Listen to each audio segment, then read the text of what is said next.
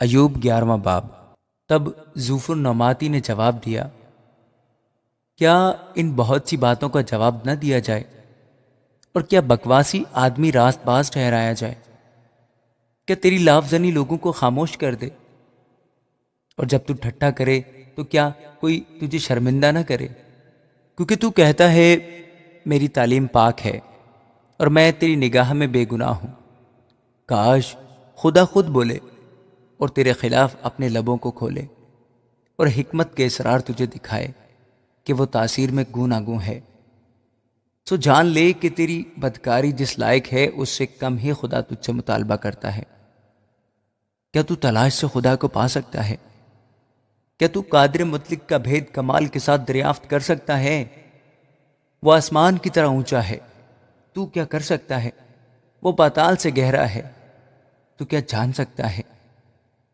اس کی ناپ زمین سے لمبی اور سمندر سے چوڑی ہے۔ اگر وہ بیچ سے گزر کر بند کر دے اور عدالت میں بلائے تو کون اسے روک سکتا ہے؟ کیونکہ وہ بےہودہ آدمیوں کو پہچانتا ہے اور بدکاری کو بھی دیکھتا ہے، خواہ اس کا خیال نہ کرے۔ لیکن بےہودہ آدمی سمجھ سے خالی ہوتا ہے، بلکہ انسان گورخر کے بچہ کی طرح پیدا ہوتا ہے۔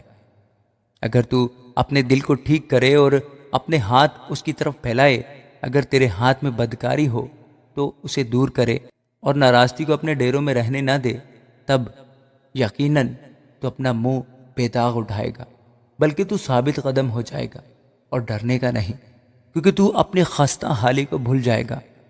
تو اسے اس پانی کی طرح یاد کرے گا جو بہہ گیا ہو، اور تیری زندگی دوپہر سے زیادہ روشن ہوگی، اور اگر تاریکی ہوئی تو وہ صبح کی طرح ہوگی، اور تو مطمئن رہے گا کیونکہ امید ہوگی، اور اپنے چوگرد دیکھ دیکھ کر سلامتی سے آرام کرے گا، اور تو لیٹ جائے گا اور کوئی تجھے ڈرانے کا نہیں، بلکہ بہتیرے تجھ سے فریاد کریں گے، پر شریروں کی آنکھیں رہ جائیں گی، ان کے لیے بھاگنے کو بھی راستہ نہ ہوگا، اور دم دے دینا ہی ان کی امید ہوگی۔